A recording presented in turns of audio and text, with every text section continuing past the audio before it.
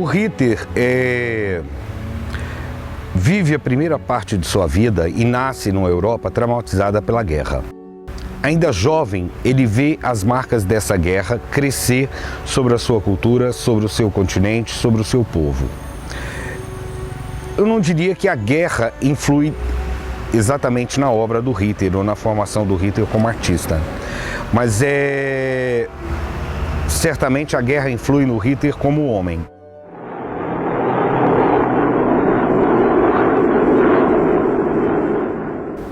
Isso ocorre no momento em que o nazismo está se expandindo, no momento em que Hitler manda fechar as escolas de arte de vanguarda da Alemanha, no momento em que os acervos são queimados ou são fechados, em que artistas são presos ou então deportados.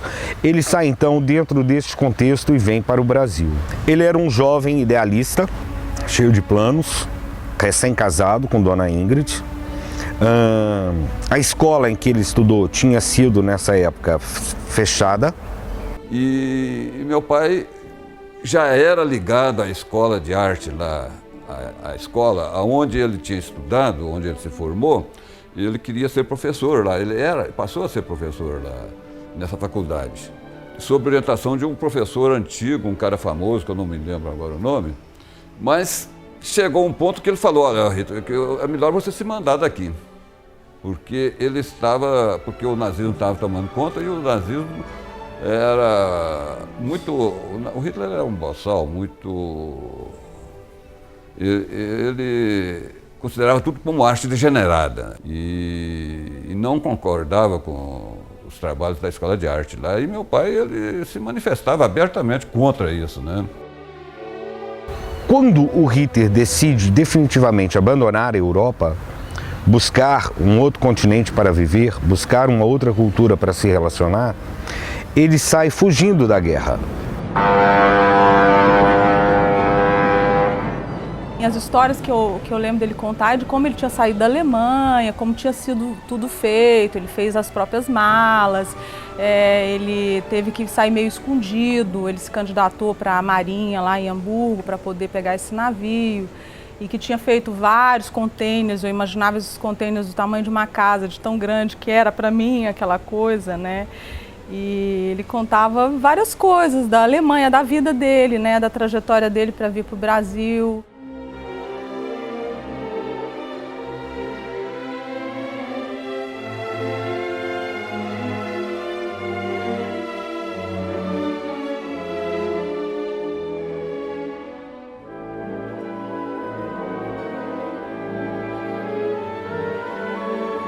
Ele viu tudo aquilo que ele acreditava, de repente, ser esfacelado pela política do nazismo. E resolve então abandonar a Alemanha, como muitos alemães naquela época estavam fazendo.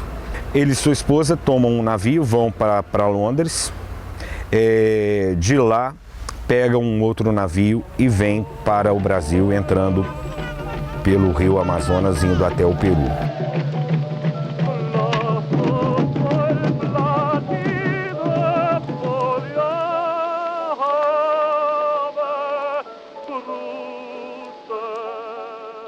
Ele entrou em contato com esses amigos que trabalhavam no Peru. Ele resolveu vir para o Peru e veio com minha mãe, já casado. Eles foram para Iquitos. E ela se lembrava muito dos sofrimentos pessoais que eles sentiram, né? Porque ficaram doentes e tal. E a viagem era simplesmente canoa com remo, né? Es ist doch eine ganz eigentümliche und fesselnde Schönheit, die diese Amazonaslandschaft hat. Dies endlosen Wasserarm, die großen und kleinen Waldinseln, die wie dunkelgrüne Plumeaux hier und da liegen, die Häuser am Ufer. Alles ist mir vertraut und doch viel schöner, als ich es in Erinnerung hatte. Nachmittags kommt die Polizei und der Bordagent. 2 Briefe von Henning. Ich lese sie wieder und wieder. Ich bekomme eine Polizeistempel in meinen Pass. Senhor Jesus, não pode, louvado seja Deus, descer a sepultura sem o teu direito à vida eterna, sem o teu direito à salvação. O apóstolo Paulo diz assim: rogo, pois irmão, que acreditemos no nosso povo.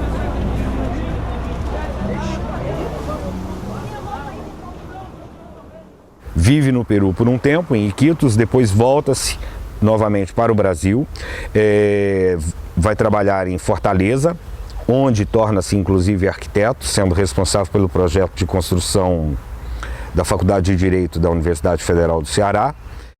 Isso aí foi quando o Brasil entrou na guerra, foi em 41, 40, que houve aquela reunião dos ministros das relações exteriores dos países latino-americanos, e o Brasil se alinhou com os americanos, né? Com o presidente americano esteve lá e tal, fizeram aquela base aérea de Natal, e, enfim. O Roosevelt esteve na região lá, e depois que o Brasil se alinhou com os americanos, os alemães foram convidados ou foram mandados embora do Ceará, né? Os alemães, os japoneses, que no caso do Ceará eram poucos. Ele teve que sair do litoral e ele procurou outro lugar para se empregar aqui no Brasil. E primeiro foi para o Rio de Janeiro, depois Belo Horizonte, e em Belo Horizonte ele conseguiu ser nomeado como funcionário do estado de Minas Gerais. E de lá ele vai parar nas obras de Araxá, interior de Minas Gerais, onde ele fica conhecendo inclusive o Burle Marx.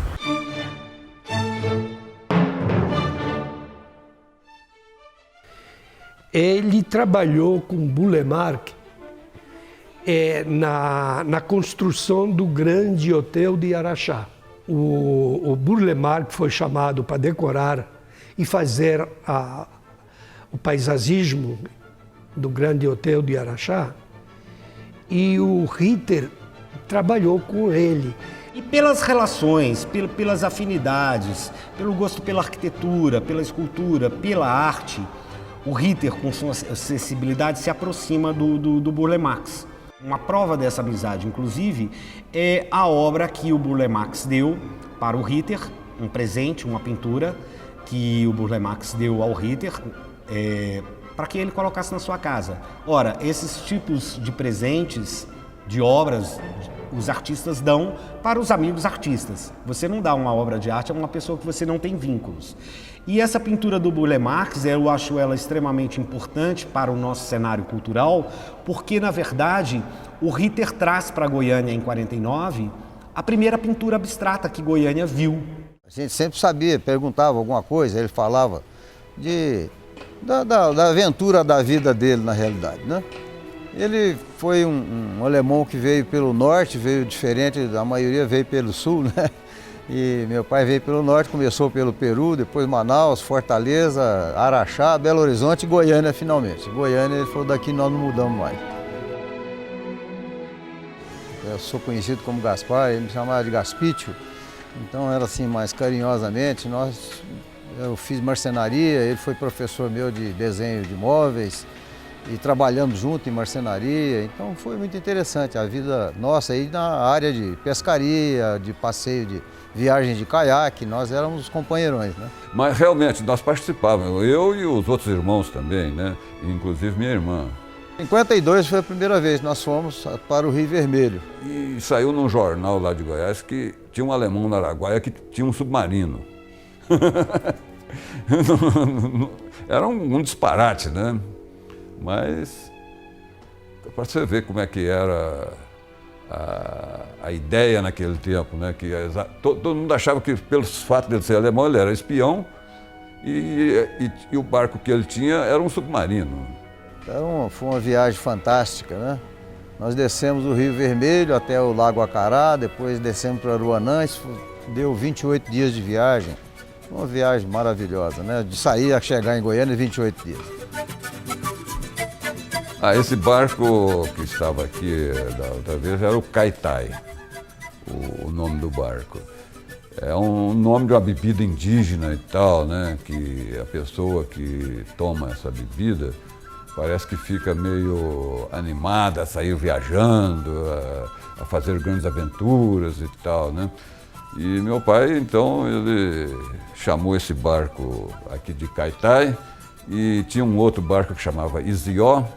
Esse também é o nome de uma bebida indígena. Meu pai tinha lido alguns livros sobre os indígenas da América do Sul, e aí tinha lá dos índios, que me parece que do Peru ou qualquer coisa assim, que eles usavam, por exemplo, Caitai era um tipo de um entorpecente, né? Era um entorpecente como se fosse uma droga hoje, né? E tinha o outro que era o Isió, também era outro tipo de droga. Então meu pai leu muito a respeito desses produtos naturais dos índios, que eles usavam como se fosse um produto para alegrar a vida, né? Normalmente íamos em cima de carga de caminhão. Na época eram os caminhões Studebaker, era o único que passava no areião daqui para Aruanã. Era uma estrada com areião, só passava de noite ou de madrugada, porque senão estourava pneu, atolava. E a gente ia em cima dessa carga, tinha vezes que gastava 3 dias daqui a Aruanã. Em 1987, mais ou menos, eu desci o Araguaia, desde Luiz Alves até São Félix, remando. Eu, meu namorado na época, que é o pai do meu filho mais velho, do Lohan, e o Conrad, meu irmão. Então nós pegamos emprestado o caiaque que era do meu avô, que era um Klepper, um barco desmontável, um caiaque que ele trouxe da Alemanha, um Faltboot, né? Um barco muito bacana, muito engenhoso. Você monta ele, veste uma lona, infla a lateral dele, ele tem uma boinha e tal, e um barco fantástico. Na realidade, nesses 20 e poucos dias, nós andamos pelo menos 15 dias de remo, né? Saía, tomava um café da manhã reforçado e viajava até 3, 4 horas da tarde. E parava e fazia um acampamento. No outro dia levantava cedo, fazia o café e saía de viagem de novo. Era muito bonito. A primeira vez que eu realmente assim, que eu participei no Araguaia com ele foi na Fazenda Rebojinho. Ele estava pintando uma série de aquarelas. E isso ainda sem casar, eu pedi para vir junto com o Gaspar para buscá-lo. Gaspar vinha no avião pequeno para buscá-lo aí no Rebojinho. Ele tinha depois de 30 dias ele aí pintando. Aí eu vinha a primeira vez aí que eu apaixonei pelo Araguaia de vez, né? Que eu quero passar a lua de mel e tal. E ele achou a ideia brilhante.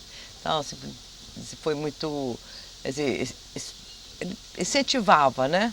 E eu acho que isso é uma riqueza, né, muito grande, é uma coisa que eu quero passar para os meus filhos, que eu recebi do meu pai, do meu avô.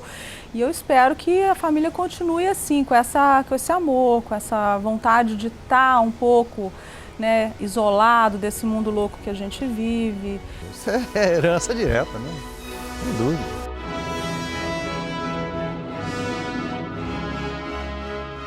Gegen 4 Uhr nachmittags gehen wir wieder aus. Ein Gewitter zieht auf, danach kühlt es herrlich ab. Und wir erleben gleich einen Sonnenuntergang, der wirklich bezaubernd ist. Rot die Sonne über den schon schwarzen Wäldern, saftgrüne Wiesen, intensiv gefärbt, weiße Pfähle an der Straße. Der Himmel weit in der Ferne, seidenblau, davor wie hingetupft Wolken, zum Greifen nah, von einem unbeschreiblichen Goldgelb. Weiter unter, der Himmel graublau und vor allem das hiesige Wasser leicht gekräuselt, wie Bronze, goldgelbe, flutziges Metall, auf dem Strom überall verteilt. Dunkle Boote mit rotbraunen Segeln.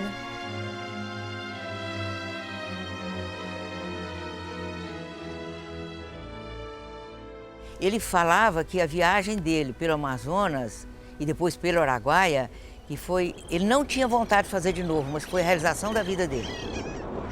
Quando a gente ia lá no Araguaia, né, nesse tempo, né, era assim, muito selvagem ainda, muito viscoso e cheio de animais. E a gente ia, inclusive, naqueles lagos internos que tinha, né? E ele bem silencioso para não espantar os pássaros e tal. E realmente era uma coisa assim, foi um espelho para mim inesquecível. Ele fez um barco. Ele mesmo que construiu o barco até grande. E eles levaram para o Araguaia e lá ficaram, não me lembro exato, mas ficaram mais de 20 dias. Pescaram, aproveitaram, conheceram, enfim, o Ritter voltou a se apaixonado pelas belezas do rio Araguaia. Só que ele tinha uma grande vantagem, que ele expressava suas paixões, seus amores, as suas coisas através das gravuras. Então não era somente falar que o rio é bonito, é isto, é aquilo. Ele gravava, fazia as gravuras e trazia para mostrar. Ele não foi uma pessoa comum, ele foi um filósofo, sabe? Um filósofo da vida. Sei lá, ele aprendia as coisas. E outra coisa, ele conseguia passar aquilo para a gente, aquela emoção.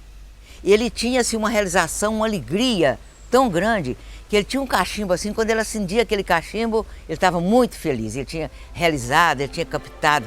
Ele, sabe o que é? Ele era apaixonado pela natureza, pela vida, né? Não, a natureza mexeu com ele, a natureza mexe muito com os europeus quando chega aqui. Um dia desse eu estava vendo uma exposição do Lázaro Segall e tem Lázaro Segall antes de chegar no Brasil e depois de chegar no Brasil. E tem o embaixador Zambuja, ele sabe muito de arte e tal, e ele falou, olha, parece até antipatriótico, mas a cor e a beleza do Brasil não foi muito bom para o Lázaro Segall. Aí eu perguntei por quê? Ele falou, porque aí a obra perdeu muita densidade, é diferente do que aconteceu com o Ritter, entende? O Lázaro Segall ficou, isso é a opinião do embaixador Zambuja.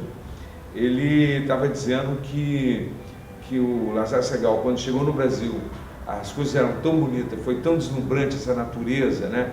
Esse povo que conversa com todo mundo no botequim, enfim. E ele achava que isso tinha adocicado um pouco a obra dele, entendeu? É isso que ele pensa. Eu ainda vou observar um pouco isso. Eu fiquei com... E o Ritter aconteceu o contrário, assim. Ele se redescobriu no Brasil. Se você tem as aquarelas dele, você deve ter filmado, né, da Chapada, de tudo isso aí, naquela época ninguém pensava em ir, as pessoas faziam colonial. A gente ia para Goiás pintar Goiás Velho.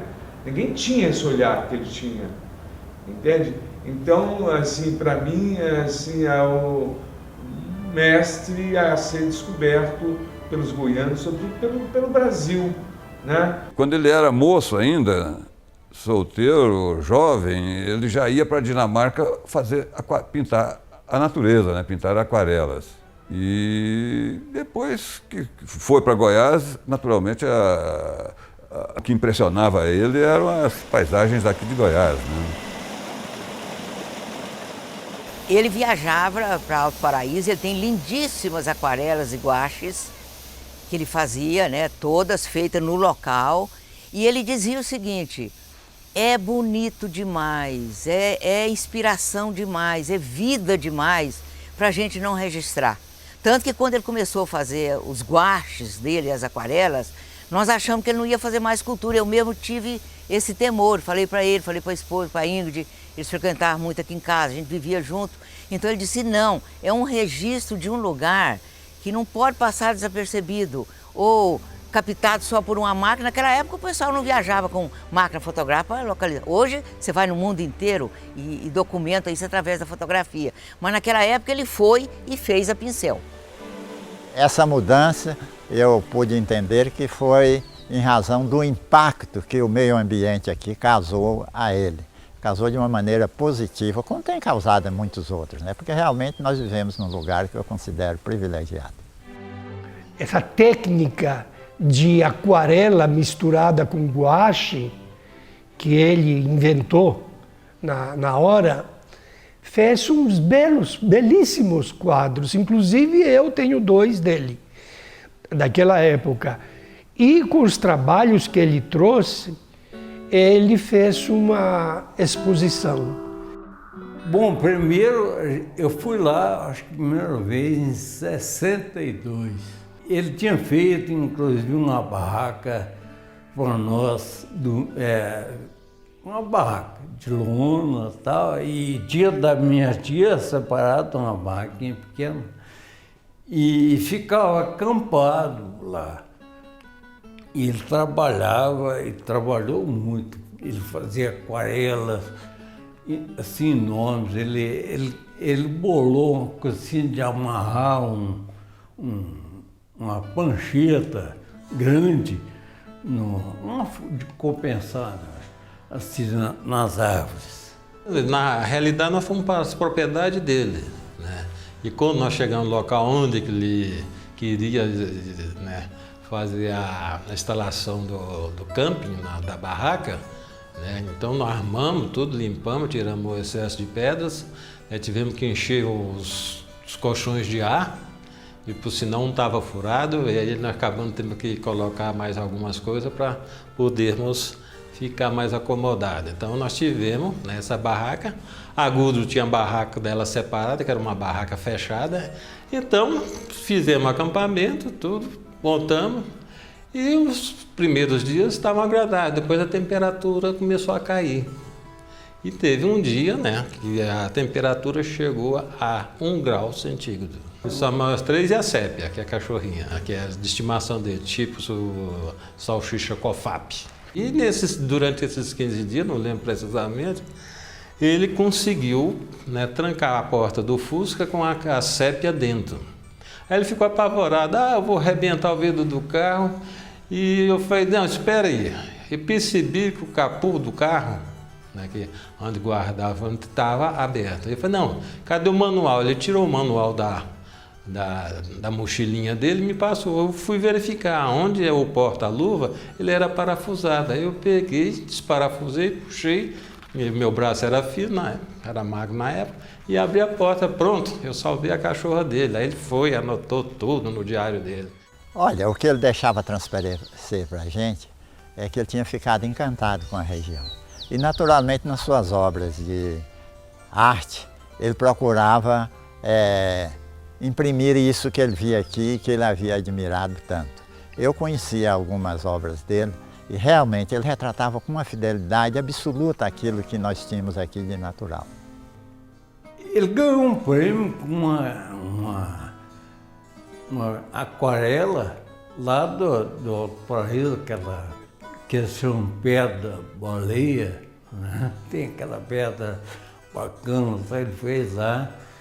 E com isso ele obteve um prêmio, inclusive, na Bienal Internacional de São Paulo. E com isso ele comprou, inclusive, uma terra lá em Alto Paraíso. O Ritter deixa de ser um artista alemão e passa a ser um artista goiano no momento em que ele começa a fazer esculturas para se relacionar com a nossa paisagem. E que até então os artistas os poucos artistas que aqui tinham não conseguiam nem perceber, e que também a população não entendia aquilo como forma de beleza, ou sequer entendia a nossa natureza como fonte de inspiração para artista, ou sequer como fonte de beleza estética para a pura contemplação. E na época também, o gosto era muito tacanho para entender o Gustavo Ritter, muito tacanho. Dos artistas, da sociedade, né, de quem escrevia sobre arte, porque na verdade as pessoas que escreveram sobre arte em Goiás, se você tirar o Carlos Magalhães, o resto escreveu sobre amigo e poetizaram, né? Mas Goiânia nunca teve um crítico, um cara que tivesse um pensamento estético para falar da obra. E agora com essa nova geração, o Carlos Sena, o Sobral, né, que já são pessoas que têm uma articulação mais contemporânea, mas eu acho que a hora que fizer uma grande mostra em Goiânia vai dar uma mudada, muito assim no que foi o que é, entendeu? Agora, ele foi fundamental para a fundação da escola, porque ele era, agora, ele não teve mais influência pela própria personalidade dele, ele não falava do trabalho dele, ele não mostrava. Frezinho pintava ao lado de 1000 pessoas assim em volta, entende? Todo mundo, Oliveira pintava na rua, né? O Kleber, a gente ia para Goiás Velho e tal. E ele muito na dele, tanto é que quando ele ia fazer as aquarelas, era no mato, era ele e os bichos só, entendeu? Aquarela é uma técnica extremamente difícil, que não admite retoque, que se errou não há como consertar.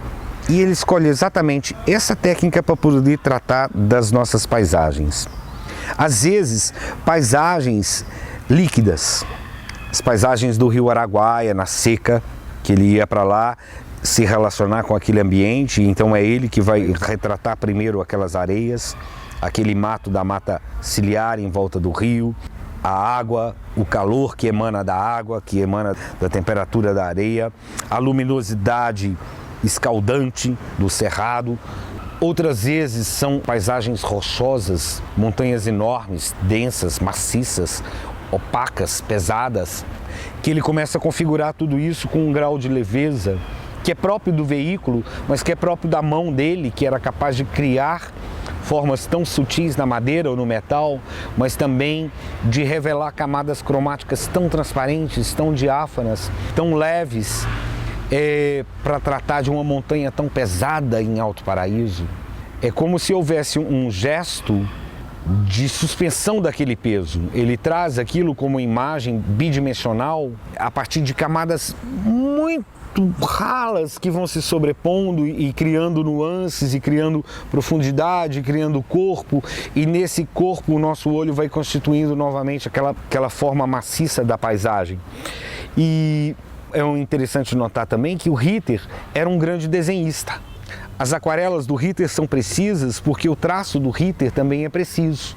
Quando ele vai para os lugares ver as paisagens brutas, ele vai também no sentido daquele desenhista viajante que vai colher e pesquisar elementos, que vai colher e pesquisar paisagens, rochas, rios, troncos de árvores, vegetações e tal, e anotar tudo isso e recompor tudo isso.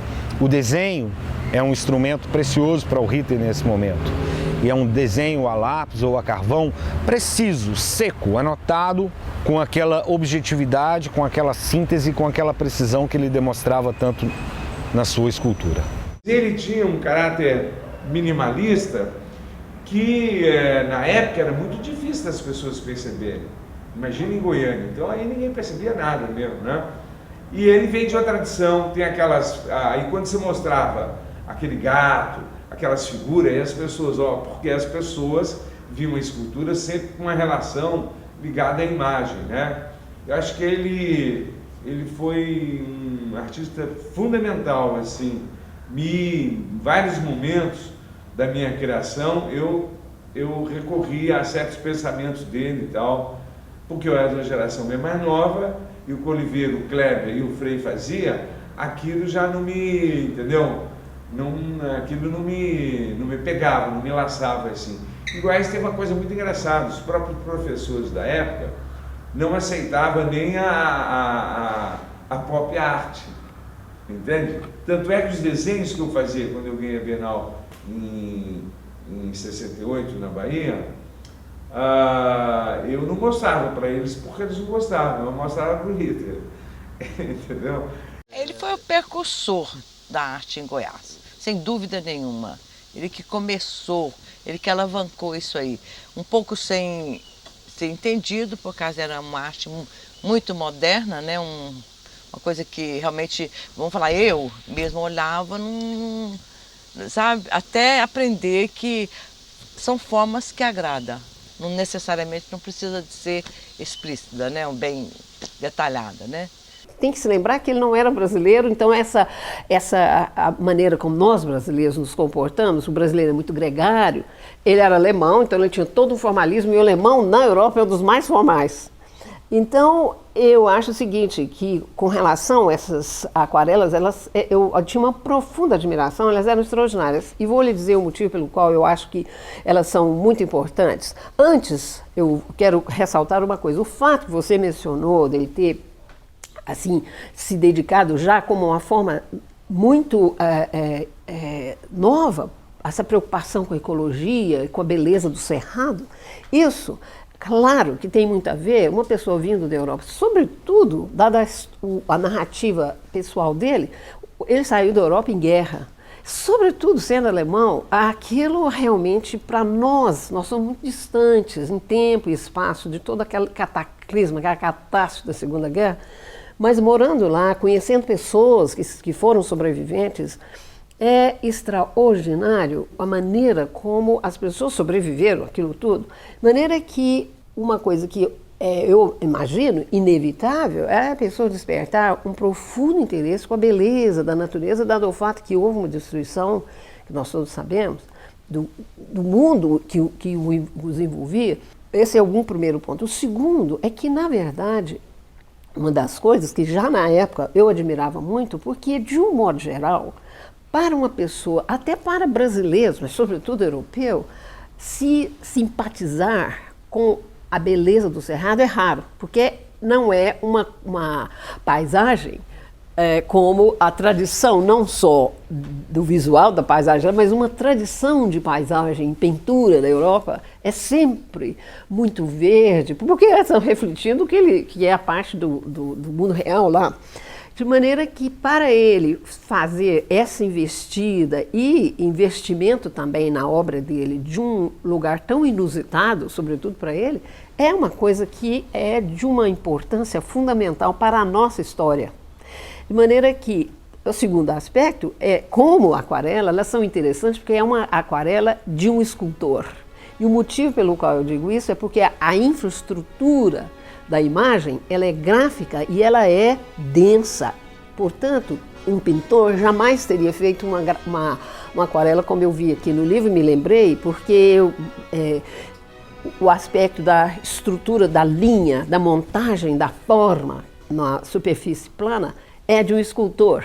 De maneira que são esses aspectos que eu acho que é importantíssimo ter uma documentação sobre esta experiência para nós, como observadores da obra dele, e, sobretudo, historicamente, é fundamental que haja uma documentação, que isso não pode ser esquecido.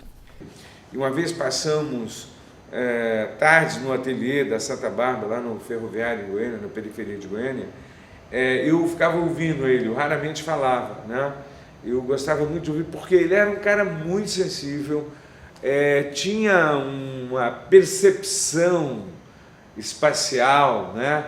Não só dessa coisa de pegar uma madeira que já estava, digamos, pedaços, uma madeira que o raio caiu, que alguém queimou e ficou uma parte boa, mas ele transformava ela em uma coisa quase que minimalista, né? Ele é um artista maravilhoso. O Goiás teve muita sorte, o Goiás teve o Frei, né? O Ritter, o Gustavo Ritter, né? O Oliveira, o Kleber, então foi uma mescla de coisas, mas o Ritter, por ter vindo da Europa, o Frei também veio da Europa, mas o Frei tinha ainda uma visão um pouco modernista da arte, ele estava muito ligado ainda na questão do pictórico, né? Fazia belíssimos retratos, mas com uma coisa um pouco da academia da Europa, da Mancha, tal. Você vê que os afrescos dele são bem europeus, né? E tudo isso foi muito importante para Goiânia. O que é legal, porque o tempo vai revelando tudo isso, né?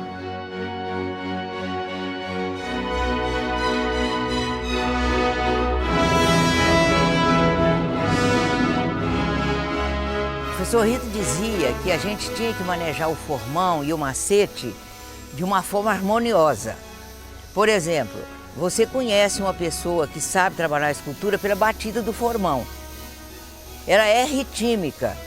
Então é o seguinte, não é a grosa, quando você passa a grosa, tché, tché, tché, tché. Ela tem um ritmo que dá, aquele ritmo que é harmonioso, que é totalmente musical, ele dá o acabamento perfeito. Ele não é uma coisa feita, vai aqui, tira uma lasca da pedra ali que não podia tirar, não. Ele vai, eu sei lá, como a água que corre assim, descendo as pedras, vai procurando aquele meandro. Então o professor Rito falava, a escultura não é uma coisa brutalhada, a escultura é uma coisa harmoniosa. Cada vez que você bate, corta com o formão E a pedra não pode gemer, a pedra tem que cantar.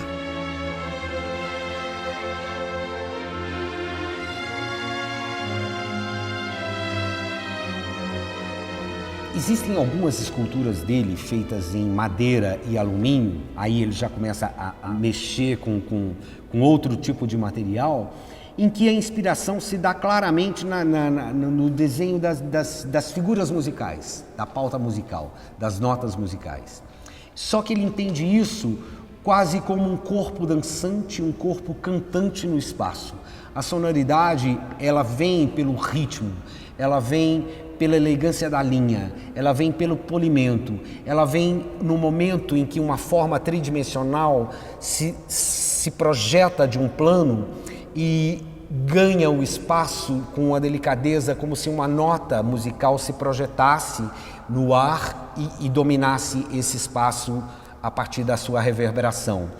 Às vezes você vê uma pequeniníssima linha, aliás, uma delgadíssima linha cortar de cima a baixo uma escultura com mais de 3 metros de altura, e só um olhar muito atento vai perceber aquela musicalidade que está naquela superfície aparentemente homogênea.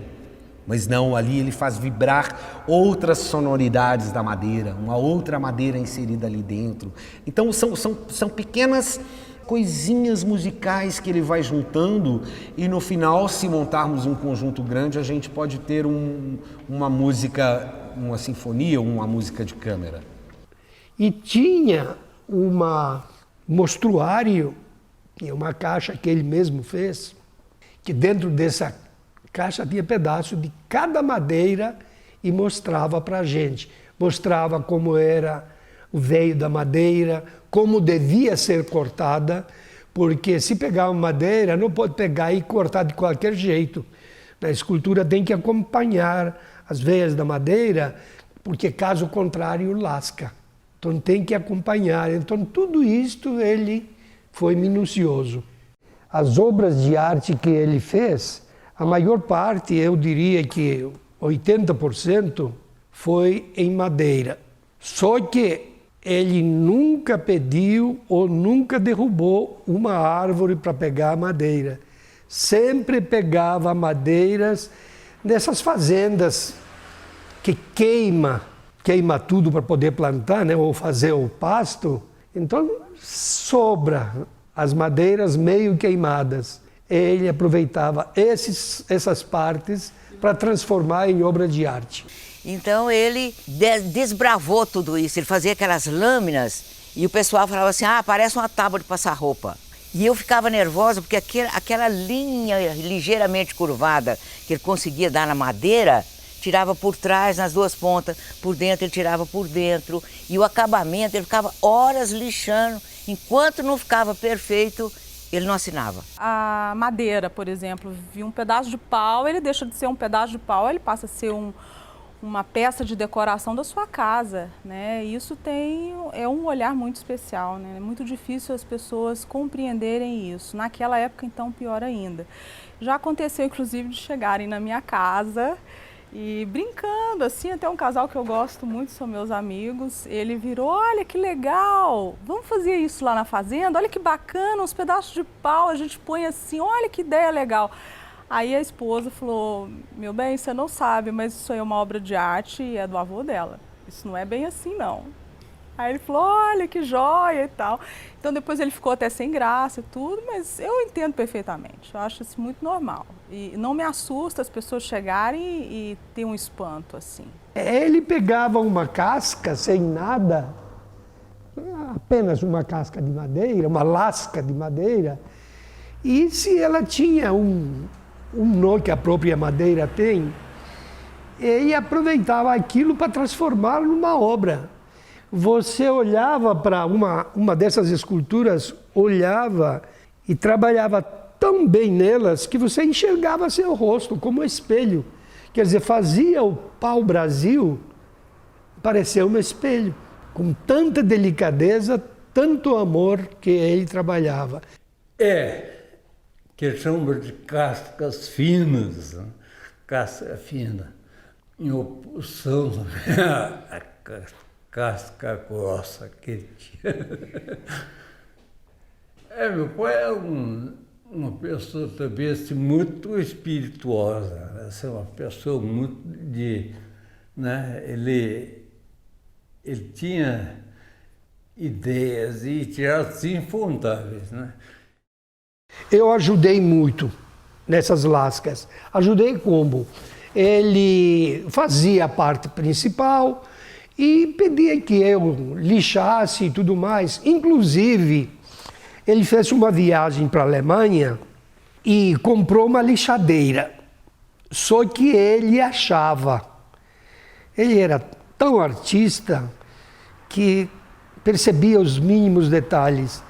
Ele achava que usar a lixadeira, às vezes o trabalho não seria original, o trabalho dele.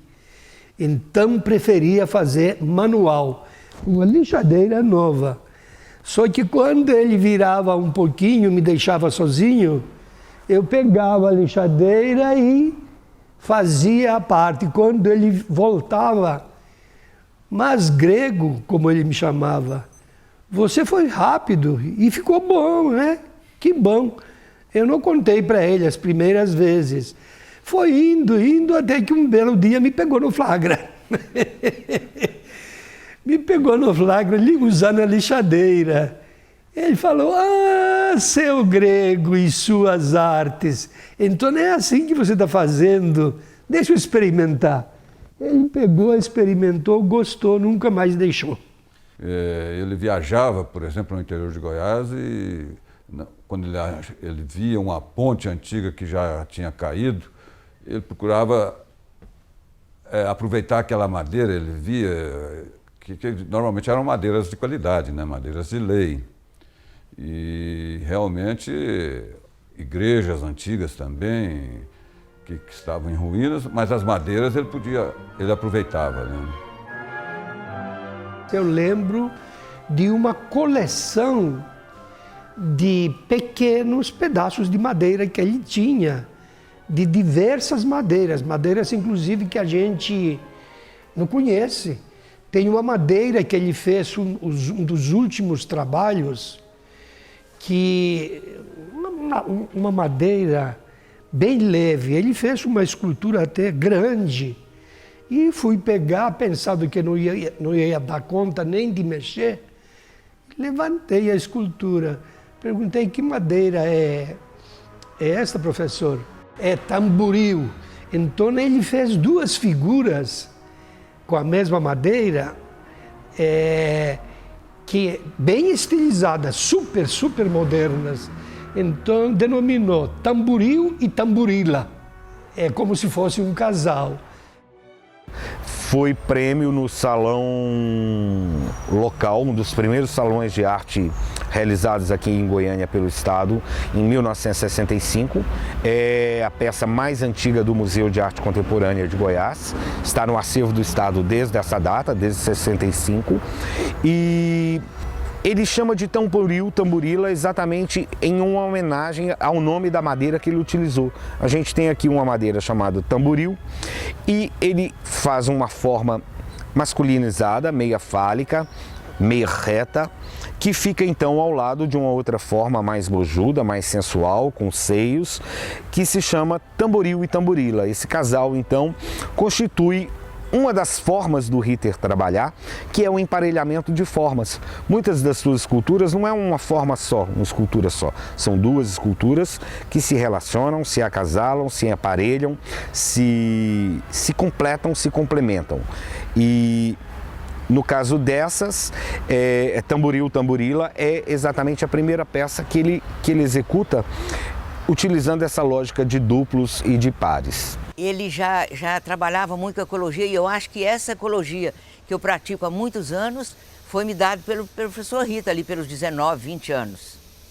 Então, o professor Rita é o seguinte, ele falava, nós não devemos tirar a árvore em pé, tanto que eu nunca usei a árvore em pé, é tudo coisa que já está caída. Uma vez eu descobri que um cara estava vendendo uns pedacinhos de pau-brasil de fazer mangueiro, de chiqueiro de porco. E eu pedi ao homem que trouxesse. Ele trouxe um caminhão, está aqui na chácara, já tem usado, dessa madeira abandonada. Ou uma vez chegou um homem aqui na porta, que eu dei uma entrevista e precisava de pau-brasil, ele trouxe um caminhão de madeira verde. Aí eu falei, para onde o senhor vai levar essa madeira? Vou levar para Uberlândia, que vai fazer soalho de casa. Eu falei, então não vai virar soalho de casa, nós vamos fazer escultura. Aí veio um outro alemão, eu sempre tive influência muito alemão, o Hermann Harman, ele era também marceneiro, morava em Brasília, e então ele falou, ó, você vai armazenar essa madeira a 20 centímetros do chão, ponta da árvore para o lado do nascente e cobrir, e vai deixar 12 anos, para essa madeira ficar macia, feita uma cera para você trabalhar. E eu fiz isso e já estou usando essa madeira. A variedade de madeira na Europa é muito pequena, né? Comparando conosco aqui. Então ele adorava quando vinha uma madeira, tanto uma madeira diferente. Então ele tem várias, por exemplo, tem tamboril tamborila, que é do tamboril, as cascas finas, que são as cascas de casqueiros de toras de pau-brasil que foram serradas, né? E tem a caviúna. Então, ele adorava as madeiras, os desenhos, o cheiro da madeira, né? Eu que fiz marcenaria, eu também acompanhei isso muito, né? Muito interessante. Eu cheguei à conclusão em 1980 que o pau-brasil dava uma escultura linda, que eu testei todas as madeiras. Só que o pau-brasil tem uma diferença. Quando ele seca, ele fecha os alvéolos. As outras madeiras, os alvéolos ficam abertos. Então, o que acontece com a madeira? A madeira trabalha no verão e encolhe no inverno, então ela racha muito. E o que eu descobri no pau-brasil? O pau-brasil, os alvéolos, quando sai toda a água de dentro da madeira, aqueles alvéolozinhos fecham. Então você dá um polimento no pau-brasil, fica parecendo vidro. Você não encontra buraquinho mais. Então, em 1980, eu resolvi começar a trabalhar em pau-brasil para registrar o pau-brasil como escultura. Porque o medo de acabar e ninguém fazer nada que registrar. Então, a minha leva desde lá fazendo é mais um registro. Eu pego o pau-brasil lá do norte ou da Bolívia, que está caindo, que já virou cerca, e trago para fazer as esculturas. Olha que incrível, cara. Maravilhoso, maravilhoso. O que acontecia com o professor Ritter? Ele ficava meio assim, passado, porque ele abraçava as árvores. Sabe, ele abraçava os troncos das árvores e ficava. E eu até falava, olha, às vezes passa alguma formiga, algum bicho. Passa nada, aquele homão enorme, calmo, né? Aquela alma assim, aquele tamanho dele representava acho que toda a alma dele, porque ele não era agressivo, ele não era bravo. Eu lembro que às vezes tinha alguns alunos que não dava conta de fazer as coisas e ele insistia, o aluno respondia, ele ficava ali por perto, ele mesmo pegava o formão, começava a mexer. Eu lembro de umas colegas assim, ele saía de perto, assim como se fosse um monstro enorme, humilde. Parece uma gota, né? Uma coisa mole com uma coisa rígida, né? Você viu como ele transformava isso, né? Maravilhoso, um artista incrível.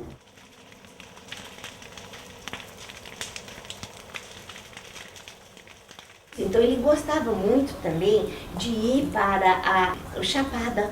E lá ele, então, uma vez disse que estando acampado, ele acampava e ficava ali, porque ele buscava sempre essa amplidão e o silêncio. E ele estando lá, de repente rompeu um incêndio.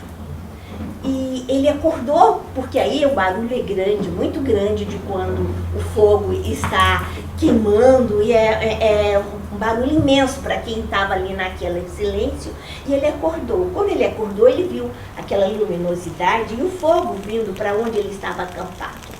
Ele disse, bom, não dá tempo de salvar nada. E pegou o que dava, os pertences que ele realmente precisaria para sobreviver ali, até conseguir chegar em algum outro lugar. E quando de repente, acho porque ele respeitava muito a natureza, ele tinha uma coisa assim com a natureza totalmente diferente. Então o vento veio e mudou a direção do fogo. E ele disse que aquilo foi um verdadeiro milagre, porque ele realmente era uma pessoa que acreditava em milagres. Na realidade, eu acho que ele estava bem na frente nesse aspecto, né? Bem na frente do geral aqui no Brasil, né?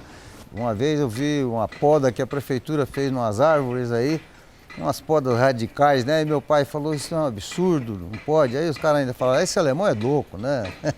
Ele perdeu a razão até, porque ele gritou, ele queria empurrar a escada, né? Ele ficou irado mesmo, porque o cara ia tirar aquela vista verde que ele tinha ali na sala, né?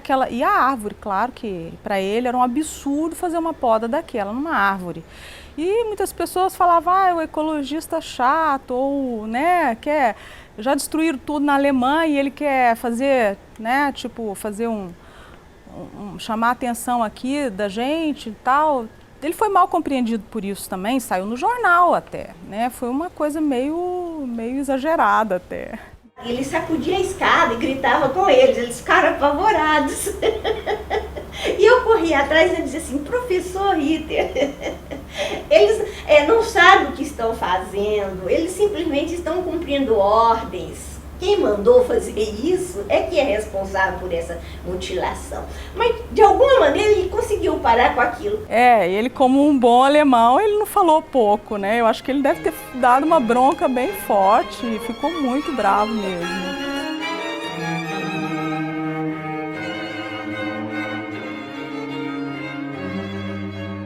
Outro artista que eu admiro, como você estava citando, o Craftberg, uma figura assim que de uma sacação, um jeito, uma beleza de ver as coisas de uma forma assim muito natural, às vezes você não imagina que um pé de coqueiro ali, você sempre vê aquele coqueiro na posição correta, ele pega aquele coqueiro e coloca ele ao contrário e enterra em uma areia e você fala, gente, mas que escultura bela, linda, né? Quando você vai observar, é um pé de coqueiro plantado de ponta cabeça, né? Porque, na verdade, assim, o Brasil, a escola da madeira, ela é carente. E esses caras, assim, foram os caras que eu tive contato. O Ritter, eu não tive contato pessoas, mas tive com a obra, que eu acredito, assim, que a obra do artista é a cara do artista, né? E eu admirava muito, assim, e admiro muito o trabalho dele quando se trata dessa coisa de pegar a madeira que já está morta, uma madeira que não tem função e transformar ela em uma obra. É uma madeira que já passou por todos os climas, os choques climáticos, uma madeira que já não sofre tanta influência climática. Ele pega essa madeira desidratada, trabalha e desenvolve usando aquela própria forma que já está na madeira. Então eu acho isso uma forma de ver muito inteligente. Até hoje eu não vi um intelectual brasileiro defender esse povo que estão sendo queimados na Amazônia. Se esqueceram que tem um povo que se chama índio, os verdadeiros brasileiros. Eu acredito que há uma certa relação, não obstante a maneira como isso é traduzido em termos visuais, há uma certa diferença, porque o princípio é diferente, porque não obstante, a forma de referência é a paisagem local do Brasil. O Craftberg constrói a montagem da obra dele, ele usa o material direto do cerrado, quanto que o Ritter, a madeira dele, ela é transformada fisicamente por causa do entalhe. E aí é outro aspecto que também, particularmente, como eu entalho, há um interesse muito grande, no meu caso, de poder ter a oportunidade de falar sobre isso, que é o caso, por exemplo, o período de que ele começou, quase que foi assim, um renascer, quando ele começou a descobrir o pau-brasil. E foi justamente quando ele era professor na escola de arte. Eu me lembro quando começou, e ele desenvolveu isso de uma maneira extraordinária, usando toda a possibilidade da cor da madeira, da textura da madeira, mas a diferença, no meu ver, é que ele transformava por um processo de entalhe, ele entalhava, de maneira que não era construído. Porque esse, para mim, é o aspecto importante do escultor, da forma mais tradicional e, no meu caso, a mais interessante, por razões óbvias.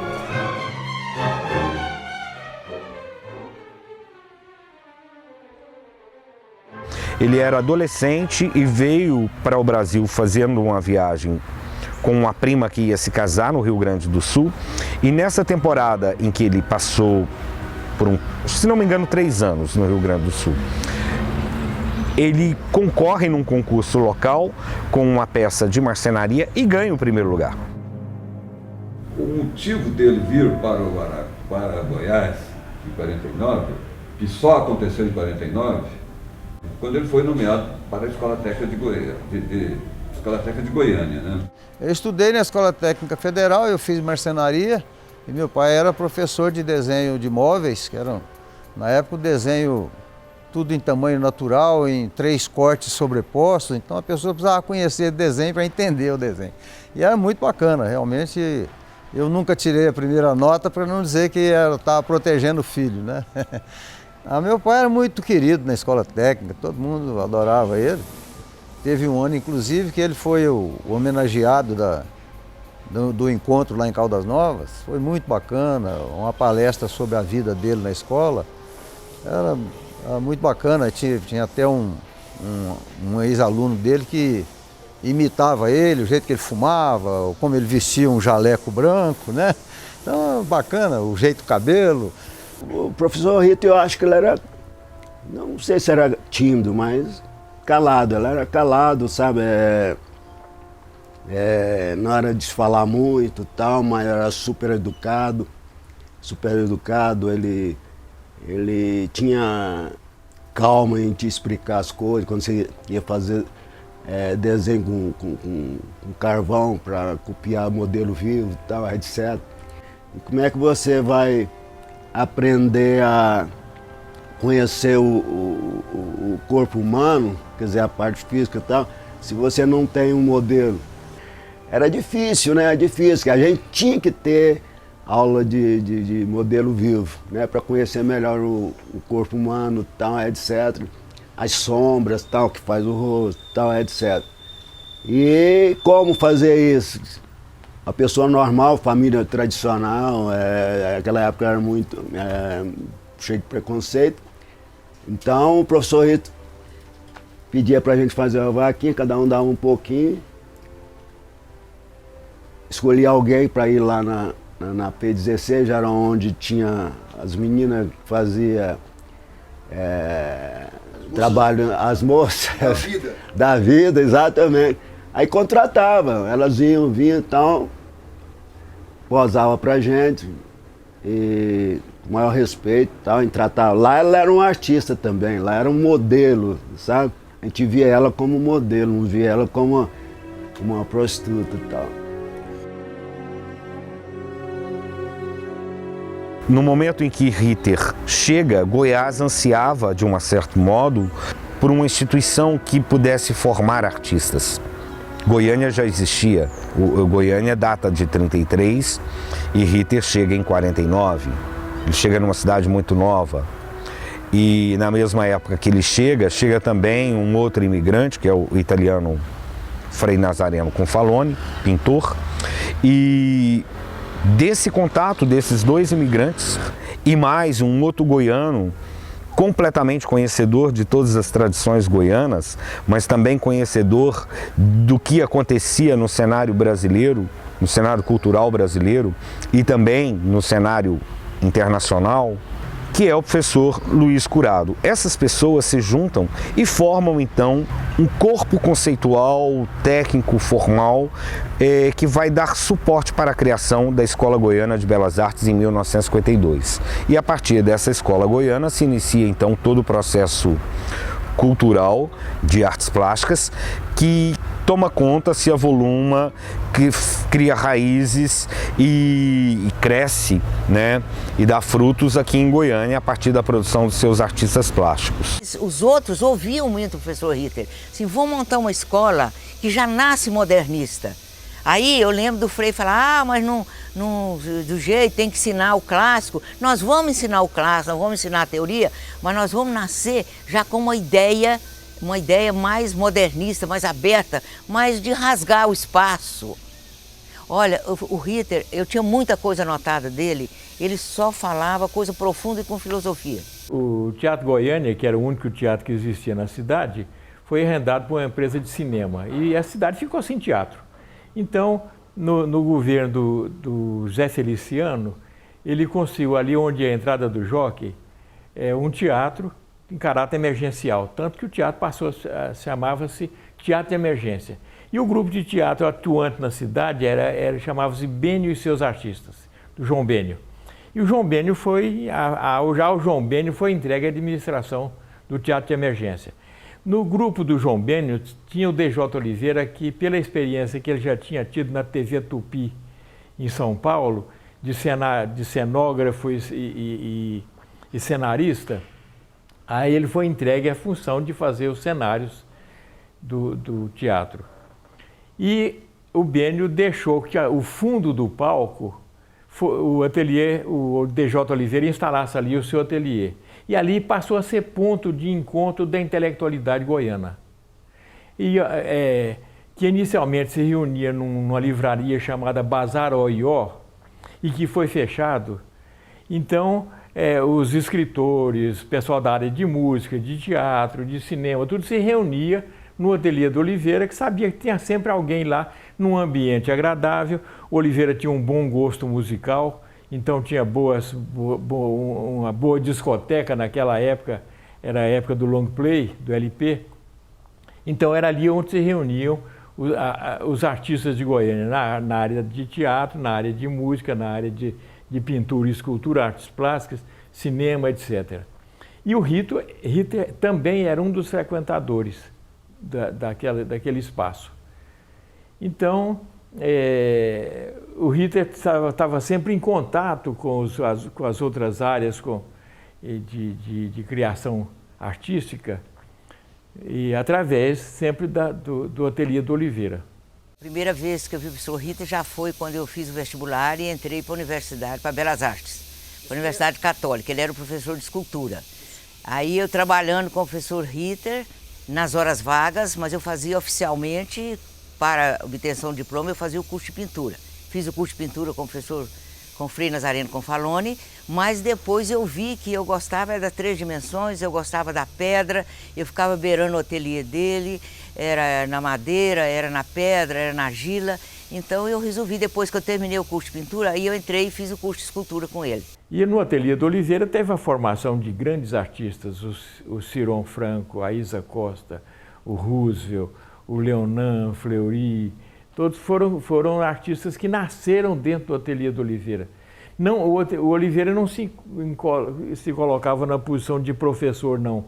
Ele era, ele até é um negócio meio medieval, ele era aquele pintor que exigia que os discípulos lavassem os pincéis dele, ajudassem a esticar a tela e tal.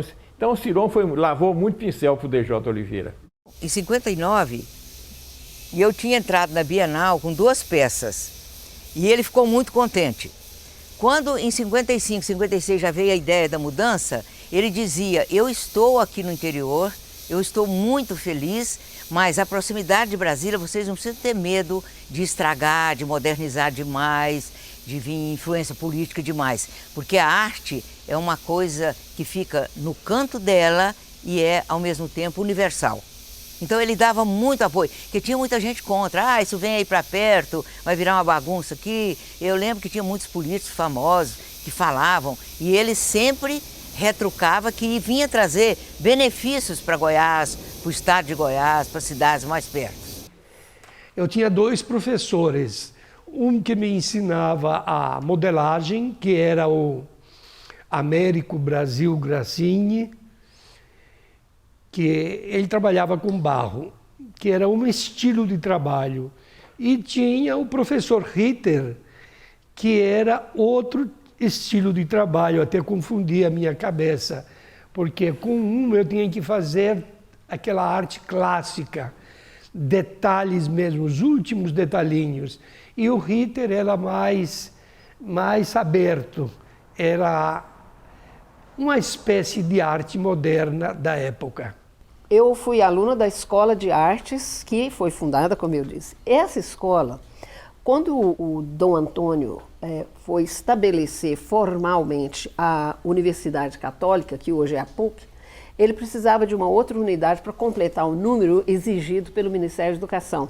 Portanto, ele Ele então fez uma doação da escola, na falta de outro termo mais formal, mas a verdade foi essa. Então, a escola começou a ser parte da Universidade Católica, e o que foi ótimo, porque então tinha sanção do Ministério da Educação, que até então ela era particular, mas daí em diante os diplomas foram validados pelo Ministério da Educação.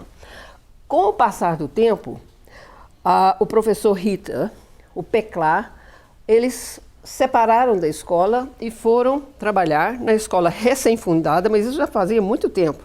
Depois da Escola de Arte da Universidade, já está integrada na Universidade, a Escola de Arte. De maneira que, então, foi fundado um Instituto de Artes, que aí era um outro corpo, que aí era o professor Ritter, o Peclar, Maria Guilhermina e o Kleber, que a Maria Guilhermina convidou. O Kleber era mineiro e ela o trouxe, e ele então ficou em cargo do departamento de gravura. De maneira que nesse período houve então a separação da escola e foi criada então outra instituição, o que é uma coisa muito boa, quanto mais, então em vez de uma tinham duas. E com o passar do tempo esse instituto foi anexado à Universidade Federal e é hoje que nós temos a Escola de Arte Federal. A Escola de Arte da Universidade Católica, com o passar do tempo, foi transformada na Escola de Arquitetura. Então, a Escola de Arte serviu de base para ser criada a Escola de Arquitetura. E meu envolvimento, portanto, eu fui aluna da Escola de Belas Artes, depois eu fui professora na Escola de Belas Artes, depois eu fui professora na Escola de Arquitetura. No entanto, eu nunca fui aluna do Ritter. O que a gente pode considerar de forte na produção do Ritter é uma biografia complexa e tudo, mas os anos 70, eles são a década da grande produção do Ritter. E nesse momento, o Ritter consegue participar da Bienal de São Paulo, tendo uma sala em torno de 100 metros quadrados, onde ele dispõe um conjunto, se não me engano, de 9 esculturas. E essas 9 esculturas são esculturas, algumas que trabalham essa questão da musicalidade, trabalham essa questão da limpeza formal, da economia formal, trabalham essa questão das formas biomórficas. Mas a obra do Ritter também, ela além de ser exibida na Bienal neste momento, um grande cenário da arte brasileira, ela é absorvida também pelo Museu de Arte Moderna de São Paulo. O Ritter participa de algumas edições do Salão do Panorama Tridimensional da Arte Brasileira, que o Panorama do MAM, assim como a Bienal de São Paulo, são as duas mais antigas exposições no Brasil, ficando inclusive obra sua no acervo do MAM, por solicitação da diretora do museu naquele momento, que se interessa pela escultura dele e o pede em doação uma escultura para o acervo do museu. Isso demonstra que a escultura dele estava sendo absorvida ali naquele centro de arte naquele momento, tanto a Bienal quanto o MAM. E muito bom também porque pontua para nós um modelo do que vem a ser a escultura moderna para Goiás. E, de fato, na minha visão, se não houvesse a escultura do Ritter com toda a sua constituição e ensinamento visual, talvez não tivéssemos as boas esculturas da Maria Guilhermina ou as boas pinturas do Kleber Gouveia, que eu acho que são artistas que fundamentalmente amadurecem o seu olhar diante da experiência da escultura do Ritter. Então o que eu trouxe dele foi depois até o tema da minha tese, a linha na escultura, porque ele falava, se tiver uma linha torta, você perde todo o trabalho. Então aquilo ele ficava em cima de mim e depois já nas primeiras peças ele admirava muito, me incentivava muito e que eu devia ir embora de Goiás e que eu ia fazer uma boa escultura. Mas a linha, ele é que me passou com todo o carinho, com toda a educação, fora de horário de aula, me pegava depois para conversar, que estava muito bom. Então ele foi a minha alma. Esses aqui são os roxinhos, nós chamamos elas de roxinhos. São feitos de ipê roxo, daí o nome roxinhos. Né? Essas aqui são os últimos trabalhos de meu pai. Né? Inclusive, eu ajudei ele a serrar o tronco ainda, porque depois eu estava com uma viagem para a Alemanha, tá, inclusive, né? E para a Alemanha Isso em março de 79. E fiquei, inclusive, na escola de Hamburgo, onde meu pai se formou. Um dos últimos trabalhos, a última vez que ele esteve na Alemanha, ele fez vários trabalhos menores, porque também não tinha como levar. Ele levou madeira do Brasil para a Alemanha e lá ele trabalhou dia e noite em várias peças. E no momento lá ele visitou esse local onde tinha vários cegos. Eu não sei se existe asilo de cegos, mas lá tinham várias pessoas com problemas de visão. E ele teve a ideia de fazer uma exposição para essas pessoas, para que eles sentissem a madeira, sentissem a pedra, né? E sentissem o polimento da madeira. E isso foi extremamente aplaudido e as pessoas conheciam Gustavo Ritter pelo tato também, né? Então foi um feito muito interessante até, né? Para a época e tudo, e ele falou, não, são madeiras do Brasil, e as pessoas tatearam todas as peças, né, e viram essa exposição com as mãos, né. Eu devo muito do que eu sei a esta pessoa. O primeiro professor de escultura que eu tive foi ele, Gustavo Ritter, ainda lá no Lago das Rosas. Eu ainda tenho essa vontade de voltar na Alemanha e ver essas peças lá, ver se eu encontro, mesmo que seja no museu de alguma cidade, nessa cidadezinha que ele viveu lá no finalzinho. Depois ele veio para o Brasil já com câncer, ele teve um câncer no esôfago, né? E foi o tempo dele participar de uma viagem com a gente, que foi maravilhoso, isso eu lembro muito dele nessa viagem. Sempre muito caladinho, e eu, como gostava de desenhar e pintar, eu estava sempre curiando ele, né? E às vezes queria, vovô, posso pintar, né? Algumas vezes ele me emprestou e deixou eu usar o material dele lá no Araguaia e tudo. E eu me lembro bem quando ele realmente chegou no finzinho, assim, ele falou, não, vovô agora não pode mais comer. E eu fiquei impressionado, porque eu sempre via ele comendo muito, ele gostava de comer, né? Meu avô adorava sentar e comer. E aí eu fiquei muito impressionada e pensei, nossa, meu avô vai morrer, porque ele não quer comer mais. Eu falei para a empregada, eu tinha 9 anos, 10 anos talvez. Falei para a empregada, falei, olha, não adianta fazer pão de queijo para o meu avô, ele não vai comer. Ele não pode mais comer, ele falou para mim. E aí logo em seguida eu soube que ele estava internado e foi muito rápido, muito rápido. Ele realmente já estava em estágio muito avançado. E ele não falou para ninguém, ele aguentou a doença dele caladinho. Para mim foi um mestre, um grande mestre, foi um pai, porque eu tinha 16 anos, bom, quando comecei a estudar já tinha 21, né? Eu era novo e ele me ensinava tudo. Como os dois éramos estrangeiros, ele alemão, eu grego, e tinha mais uma outra professora, a dona Sofia Stamirowska, que era polonesa. Então nós três tornamos assim como se fosse um trio inseparável. Em qualquer lugar que íamos, era os três. Qualquer mesa que fôssemos sentar, éramos os três. Se fôssemos sair uma noite para tomar um chopp e fazer qualquer coisa, éramos sempre os três. Então, ele me deixou realmente muita saudade, muita lembrança. Ele me ensinou muita coisa, não somente na arte. Me ensinou o que é a pessoa ser um homem, ser uma pessoa, ser um ser humano e como poder conviver hoje nesse mundo cheio de problemas. De modo que ele não foi só professor meu, foi o meu tudo.